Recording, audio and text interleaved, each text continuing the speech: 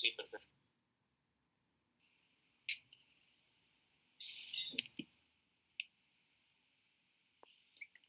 Bueno, buenos días, mi nombre es Santiago Salazar, residente de cirugía. El tema a tratar el día de hoy es el cáncer de vesícula incidental. Agradezco al doctor Chávez por la asesoría para la charla. Entonces, el cáncer de vesícula incidental es aquel que el diagnóstico es realizado en un espécimen de patología luego de la realización de una colecistectomía por una enfermedad presuntamente benigna. En los países occidentales, entre el 50 al 70% de todos los casos de vesícula se van a diagnosticar mediante, pues de forma incidental, lo que da cuenta de entre el 0.25 al 0.7 de todas las colecistectomías.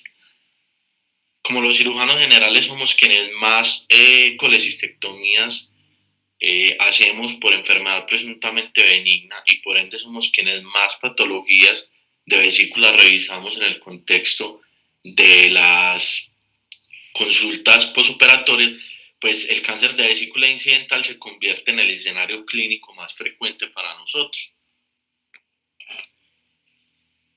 Con respecto a la epidemiología, el cáncer de vesícula es el cáncer primario más común de la vía biliar y acá esto es importante porque es el único cáncer del sistema digestivo que es más común en mujeres que en hombres. Su incidencia mundial es variable dependiendo de la zona geográfica que evaluemos. Sin embargo, su incidencia ha venido en aumento en las últimas 2 décadas, lo que va pues como en consonancia con el aumento en las tasas de colecistectomía. Según datos de Globocan del 2020, entonces las incidencias más altas las vamos a ver especialmente en Europa Oriental, el este de Asia y en Latinoamérica, especialmente en Chile, Bolivia y Perú. Estas diferencias están determinadas muy probablemente por diferentes exposiciones ambientales, la predisposición genética de las personas en estas zonas geográficas y de factores de riesgo intrínseco, como por ejemplo la fiebre tifoidea en Chile. La incidencia para hombres en Colombia, según Globocan, es de 0.65 por cada 100.000 habitantes y para mujeres es de 1.4. El cáncer de vesícula es una enfermedad que es muy agresiva, con invasión local y diseminación ganglionar temprana y usualmente metástasis a distancia, las cuales también son muy frecuentes, lo que hace que esta sea una enfermedad altamente mortal. Según los datos de Globocan, la mortalidad más alta en el mundo la tiene Bolivia con 5.8 por cada 100.000 habitantes.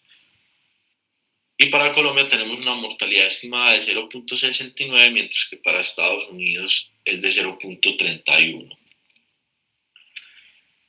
Teniendo en cuenta la agresividad de esta enfermedad, vemos que en Estados Unidos la sobrevida media de estos pacientes es de 12 a 14 meses y la sobrevida a 5 años va a depender del estadio de la enfermedad, siendo aproximadamente del 60% para los estadios 1-2. Sin embargo, es importante recalcar que solamente uno de cada 5 casos de SEA de vesícula se va a diagnosticar en un estadio 1.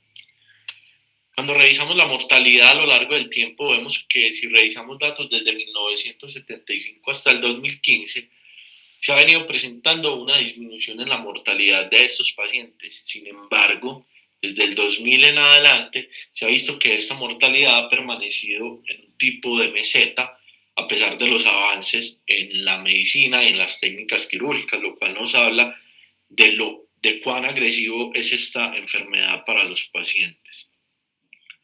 Cuando yo reviso una patología entonces de un paciente al que se le sacó la vesícula, al que se le hizo una colecistectomía por una enfermedad presuntamente benigna y esa patología me muestra un cáncer de vesícula, hay varias cosas que yo debo evaluar con el fin de manejar a mi paciente. La primera es ver cuáles son las características en la patología del espécimen. Luego, bueno, la segunda es saber qué imágenes y procedimientos voy a utilizar para la estadificación de este paciente, cuál es el rol, el momento y la extensión de la cirugía de resección y la utilidad de la terapia adyuvante y neoadyuvante. Esto lo vamos a ir desarrollando en la charla. Todo esto con el fin de que impactar en los resultados clínicos de nuestro paciente. Con respecto a las características de la patología, hay dos precisiones anatómicas que se deben dar, que son importantes. La primera es que la vesícula, a diferencia de otras vísceras huecas, no tiene submucosa. Tiene epitelio, lámina propia muscularis, un tejido entre la serosa y la muscularis y la serosa. Y también es importante saber que en el lado hepático la vesícula carece de peritoneo, lo cual va a contribuir a la extensión hepática del tumor, que es relativamente común en estos pacientes. La gran mayoría, casi en algunas series, incluso más del 95% de las patologías van a corresponder a adenocarcinomas, y los tumores se van a ubicar más frecuentemente en el fundus de la vesícula, hasta un 60% se ubican en esta parte. Cuando yo evalúo el reporte de patología, debo mirar varias cosas en este que van a ser importantes para el manejo del paciente. Lo primero, y aunque no es algo común que se incluya el ganglio linfático cístico en las patologías de colecistectomía por enfermedad benigna, cuando este se incluya se debe evaluar si existe o no enfermedad de este ganglio. Debemos ver el margen del cístico para saber si existe enfermedad que haya quedado residual en esta zona. En el espécimen como tal debo evaluar la categoría T del tumor. La localización, como vemos, es muy importante, si es del lado hepático o del lado peritoneal, y si existe o no invasión perineural y o linfovascular. Como la mayoría de las colecistectomías son realizadas por cirujanos generales que usualmente tienen poca experiencia en cirugía hepatobiliar avanzada, el diagnóstico incidental de cáncer de vesícula va a requerir una transferencia a un centro que cuente con cirugía hepatobiliar. En el momento en que nosotros como cirujanos generales vayamos a hacer esta remisión, es importante que en la historia clínica consignemos una información que es muy importante para el manejo del paciente de la colecistectomía inicial. Lo primero es indicar cuál fue, pues, o decir cuál fue la indicación, si fue una colelitiasis, colecistitis o otra causa, si fue una cirugía urgente o electiva, la vía por la que se hizo y si requirió conversión de la paroscopia abierta, si la resección fue completa o parcial, y si existió perforación, derrame de bilis o colocación de drenes. Esto es muy importante porque ya está demostrado que tanto el derrame de bilis como la colocación de drenes en la colecistectomía inicial están asociados con menores tasas de éxito en la cirugía de resección, mayores tasas de compromiso y recaída peritoneal, y disminución en la sobrevida libre de progresión y las tasas de sobrevida global. Por lo que esto nos llama también la atención en que siempre que vayamos a hacer una colecistectomía por la paroscopia, pues debemos evitar que haya derrame de bilis, y en las ocasiones en las que haya, porque la vesícula se nos abrió de forma accidental o la inflamación pues hizo que el procedimiento fuera difícil y que tuviéramos que hacer apertura de esta, pues debemos evitar que exista una contaminación más allá del lecho de la vesícula, para evitar este tipo de complicaciones en los casos de cáncer de vesícula incidental. Lo otro es consignar si la remoción del espécimen se hizo o no con endobolsa, y los hallazgos intraoperatorios si se observaron lesiones en hígado y peritoneo. La estadificación entonces de la patología la vamos a hacer con el TNM acorde a la octava edición de la AJCC, que incluyó dos cambios importantes. El primero en los estadios T2, que ya se hace una diferenciación entre los que son del lado peritoneal y el lado hepático, y en la categoría de los ganglios linfáticos, porque la enfermedad N1 y N2 cambió en esta nueva edición. Más adelante vamos a hablar de la importancia de esta. De una Santi, forma una más cosa, esquematizada, entonces vamos. Santi, me dice Señor. Jaime que no lo dejan, como que pone solicitar unirse y no lo dejan unirse. ¿Qué pasará? Ah, listo, ya se unió. Era eso, chaval. De una forma más esquemática, entonces acá vemos cómo los tumores in situ y los tumores T1, los T1 especialmente, van a ser divididos en T1A cuando invaden únicamente la lámina propia, y los T1B cuando hay invasión de la capa muscular. Los T2, como ya mencionamos, van a ser divididos en T2A si son del lado peritoneal y T2B si son del lado hepático.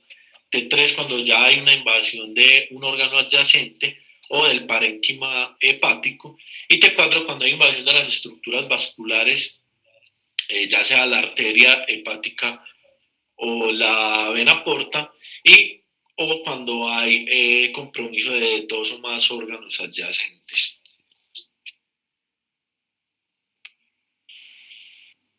Para realizar la estadificación posterior de nuestros pacientes, entonces debemos saber que las imágenes de elección son imágenes axiales, ya sea una tomografía o una resonancia magnética. Estas deben incluir tórax, abdomen y pelvis, con el fin de evaluar la extensión locorregional y a distancia de la enfermedad.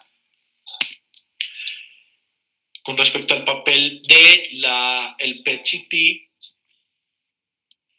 y de la laparoscopia diagnóstica, vamos a ver qué papel cumplen en la estadificación de los pacientes con cáncer de vesícula incidental. El PET-CT ha mostrado su utilidad en estudios retrospectivos, sin embargo, su utilidad en los estudios prospectivos aún no ha sido demostrada. El problema de los estudios retrospectivos es que muchos de estos no comparan el PET-CT con la realización de otras imágenes axiales, y además ya sabemos que la utilidad del PET es mayor en predecir el N y el M y tiene una mucho menor utilidad en predecir el T. Además, como estos pacientes vienen de una cirugía, de una colecistectomía inicial, existe una avidez del lecho quirúrgico inflamado para captar el medio de contraste, lo cual podría llevar a que se cometieran errores en la interpretación de la imagen. Es por esto que consideramos que se debe hacer un uso selectivo del PET-CT en los pacientes con características preocupantes en la tomografía o en la resonancia magnética de 3 fases. No se debe hacer pues como un uso global de esta ayuda diagnóstica. Con respecto a la laparoscopia de estadiaje, el rol en los pacientes con cáncer de vesícula incidental no está claramente definido, porque la mayoría de los estudios incluyen pacientes con cáncer de vesícula primario, los cuales parece que tienen un mayor riesgo para enfermedad metastásica. Sin embargo, las guías actuales recomiendan que se haga una laparoscopia de estadiaje a cualquier paciente que vaya a ser programado para laparotomía, con el fin de descartar enfermedad M1 en el abdomen. En el caso del cáncer de vesícula incidental existen unas características de alto riesgo que van a ser la enfermedad T3, los tumores pobremente diferenciados y el margen cístico positivo, que son características que me pueden hablar que me van a hablar que la laparoscopia de estadiaje tiene mayor utilidad en estos pacientes.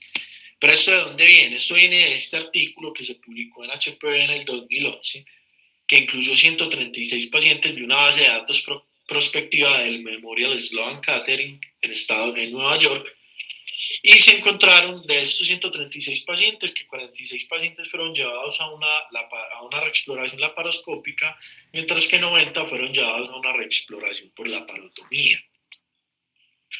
Este estudio encontró que de los pacientes llevados a laparoscopia se encontraron 2 pacientes con enfermedad diseminada, los cuales los 2 tenían carcinomatosis.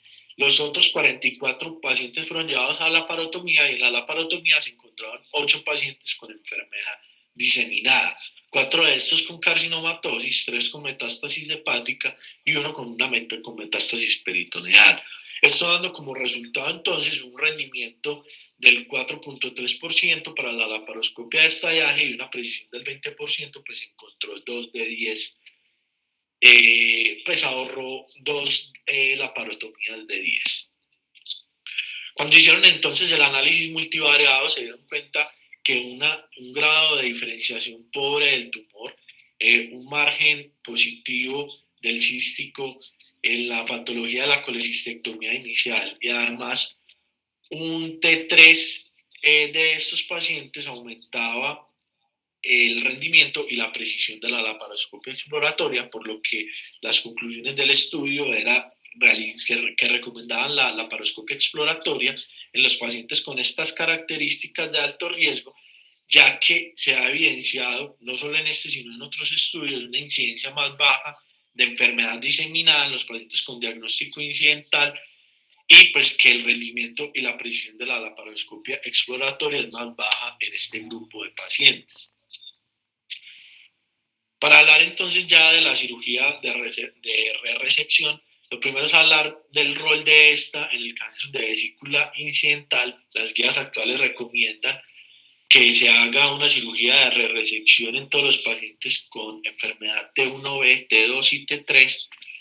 Y para los estadios in situ y T1A se considera que ya están curados con la colecistectomía simple, por lo cual no requieren ser llevados a este tipo de cirugía.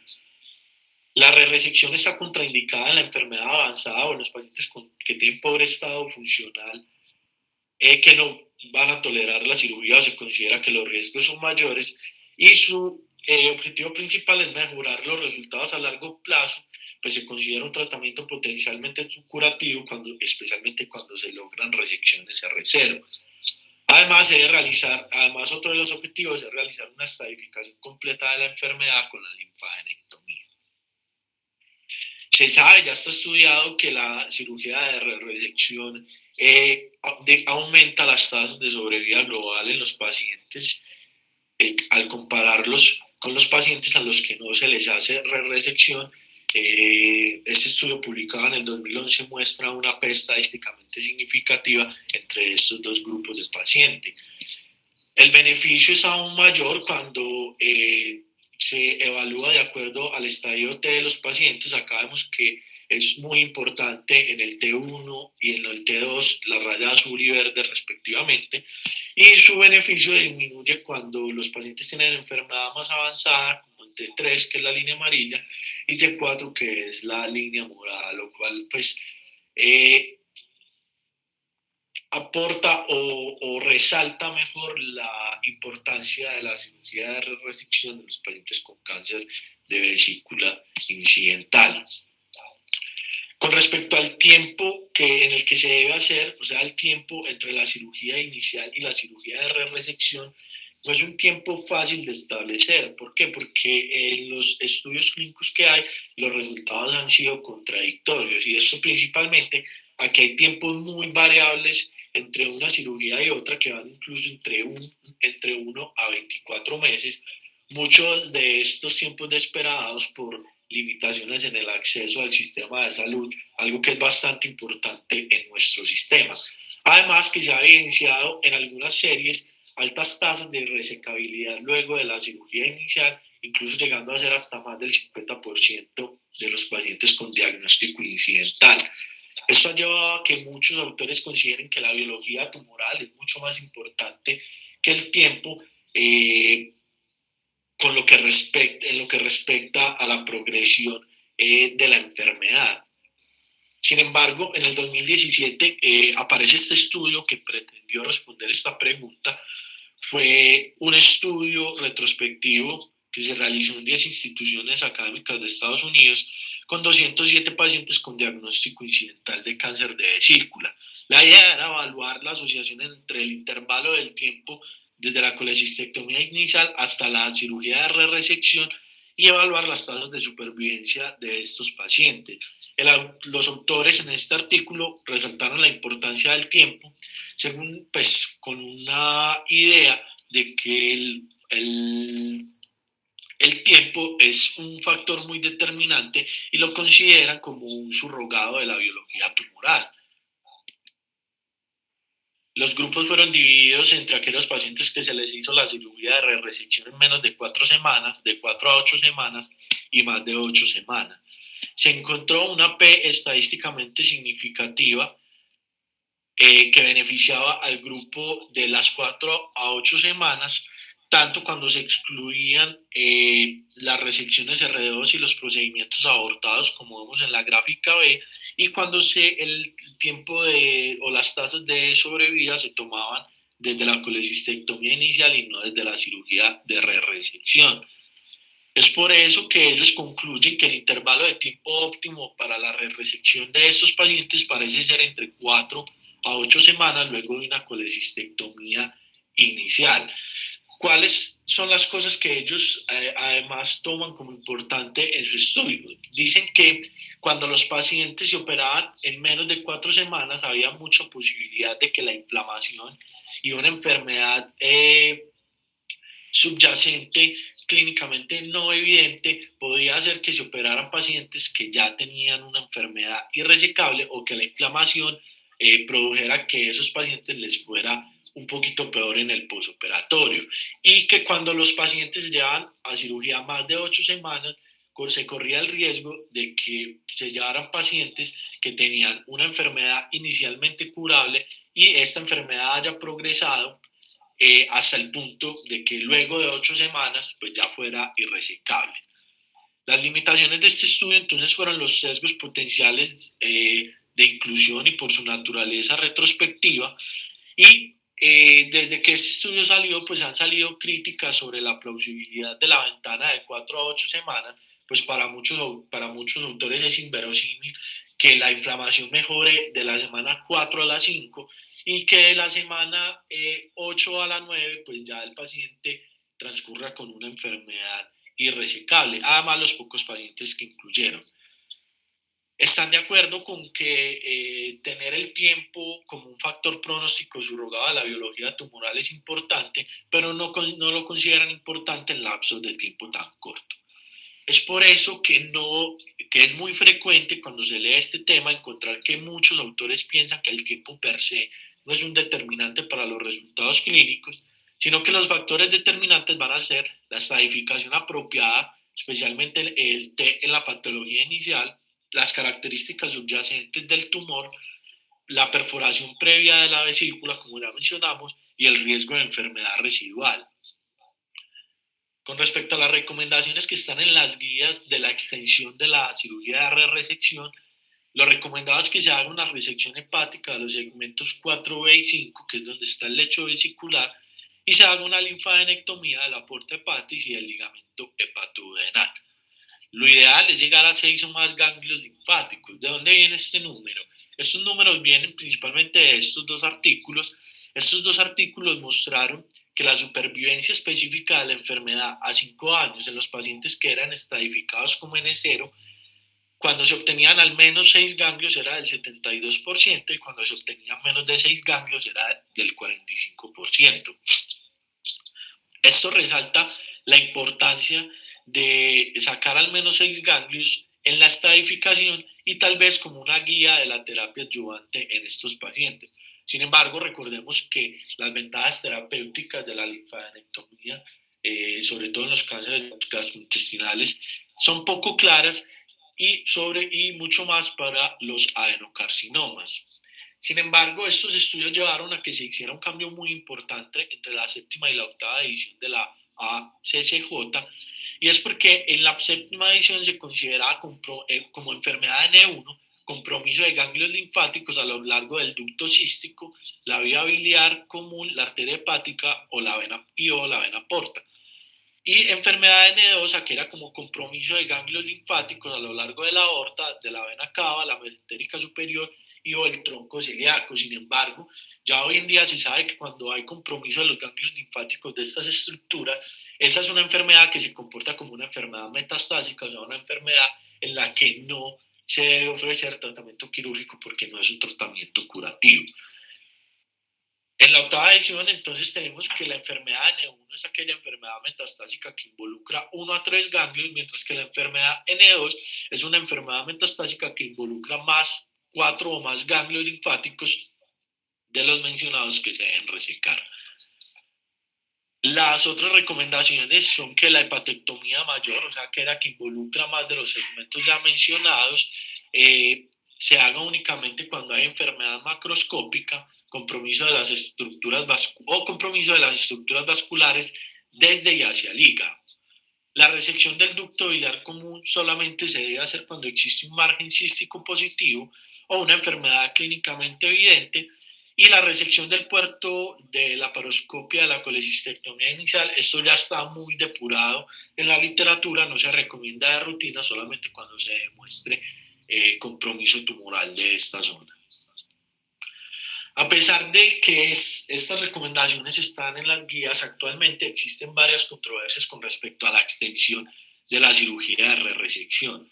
La primera va a ser para los pacientes que tienen enfermedad T1B, pues las guías actualmente recomiendan cirugía de resección basados en que el 10% de estos tumores van a tener enfermedad de los ganglios linfáticos positiva. Existe una clara diferencia en la sobrevida entre los tumores T1A y T1B, pero esto no parece estar influenciado por la colecistectomía simple o la cirugía de resección. ¿Esto en qué se ha visto? Este estudio, es un estudio retrospectivo que incluyó 1.266 pacientes con cáncer de vesícula T1, encontró que de estos pacientes se les hizo colecistectomía simple a 590 pacientes con T1A y a 375 pacientes con T1B. Únicamente 1.1% de los pacientes con T1A murió por cáncer en el tiempo de observación versus 9.3 de los pacientes con T1B. Eso para ellos no fue estadísticamente significativo, sin embargo, sí encontraron que las metástasis linfáticas y la recurrencia eran mucho mayores en el T1B, siendo de 11% y 9% respectivamente. Concluyen entonces que no hay evidencia definitiva de la ventaja de la cirugía de resección sobre la colecistectomía simple en la sobrevida de los pacientes T1B. Sin embargo, consideran que por la metástasis linfática considerable se debe hacer una linfadenectomía regional para el tratamiento y estadificación de estos pacientes. La segunda controversia está dada en los pacientes con enfermedad T2 debido a la subdivisión reciente entre T2A y T2B, lo que abrió la puerta a un nuevo debate sobre la necesidad de cirugía de resección en todos los pacientes T2A que son del lado peritoneal. Esto se ha estudiado, les traigo un par de trabajos. Este primero es un estudio que se publicó en el 2015, un estudio retrospectivo que incluyó 157 pacientes con enfermedad T2. En este estudio se encontró que de los 157 pacientes, 33 pacientes tenían cáncer de vesícula en el lado peritoneal y para ese grupo de pacientes solo hubo una muerte relacionada con cáncer en un seguimiento a 40 meses, lo que dio una tasa de sobrevida de 96% versus 62.7% al compararlo con los pacientes con cáncer del lado hepático. Además, como vemos en la gráfica B, no se evidenció una diferencia estadísticamente significativa entre los pacientes con cáncer del lado peritoneal cuando se les hizo o no una resección hepática. Este estudio, sin embargo, encontró algo que sabemos que es importante y es que los pacientes con cáncer del lado hepático sí se benefician de una cirugía de resección, pues este aumenta las tasas de sobrevida global.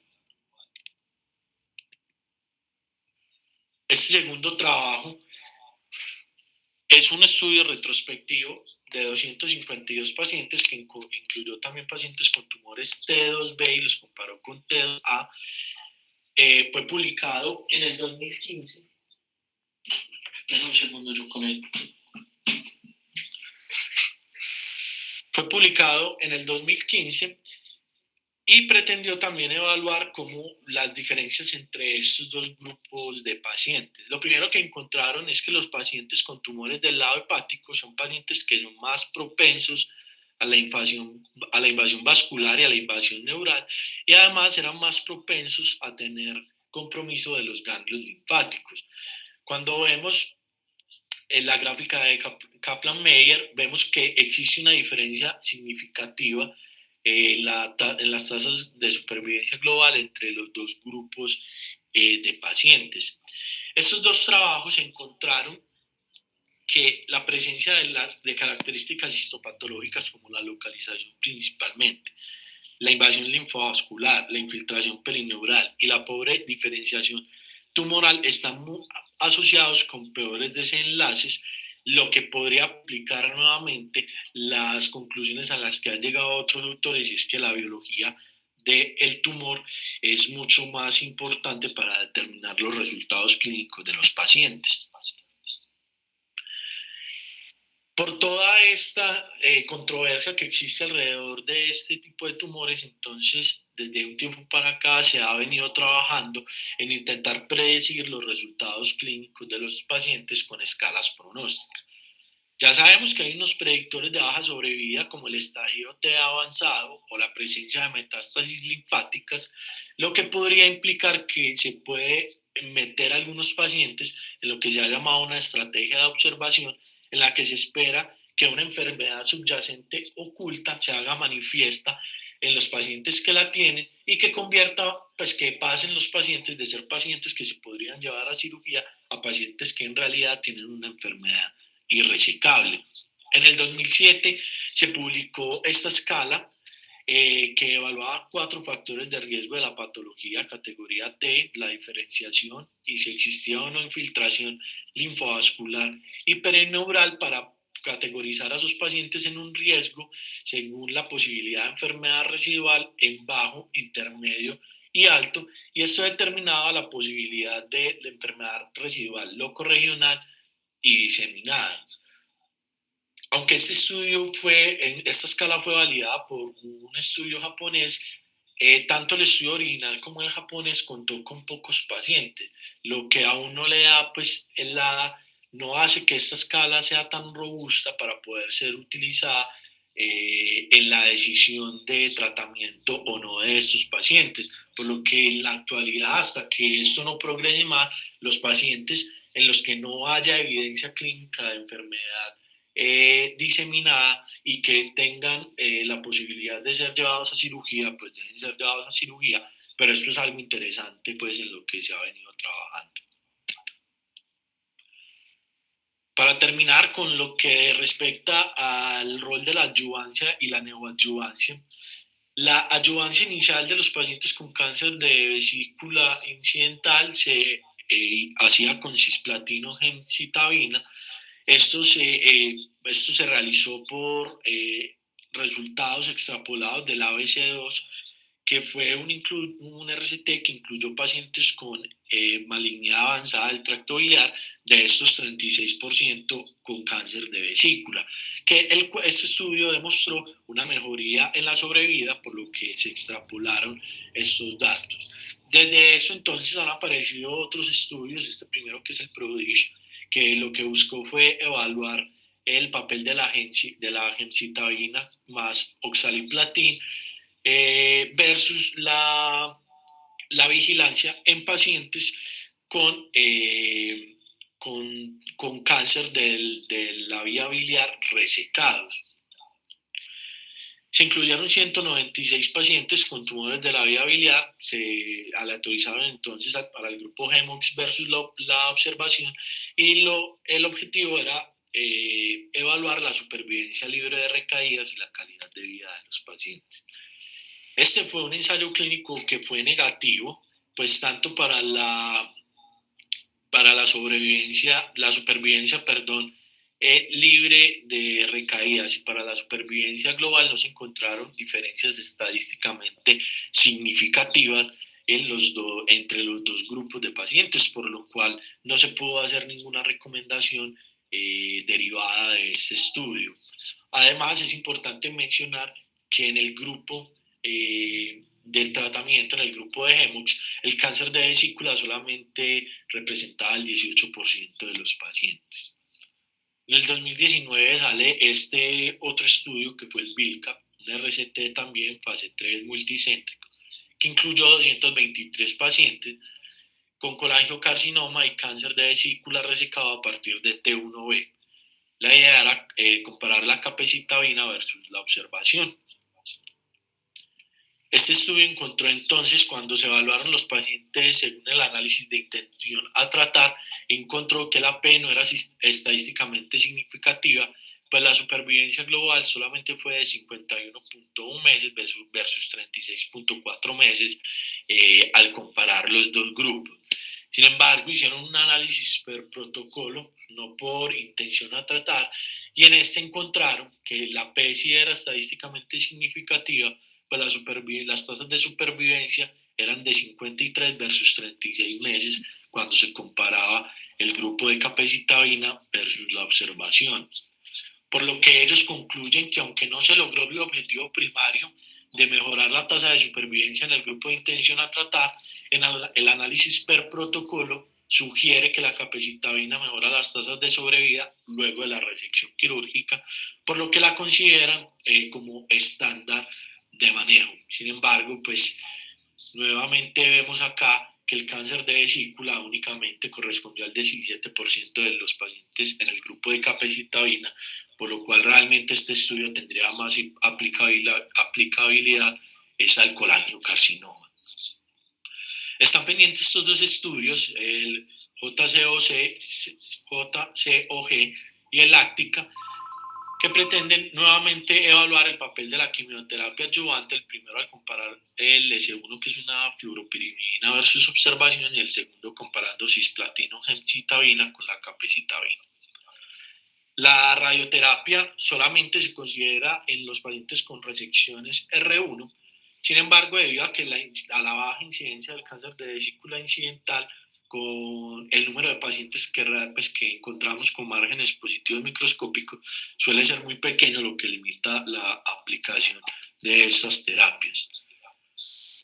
La neoadyuvancia, por definición, como es un cáncer de vesícula incidental, pues por definición no existiría. Sin embargo, pues sí se puede hacer un tipo de neoadyuvancia antes de llevar a estos pacientes a resección. Sin embargo, en la actualidad no existe evidencia para el uso de quimioterapia en el contexto de neoadyuvancia. Todos los datos todos los datos son extrapolados de cáncer de vesícula primario en los casos en los que se usa pues como este tipo de terapia.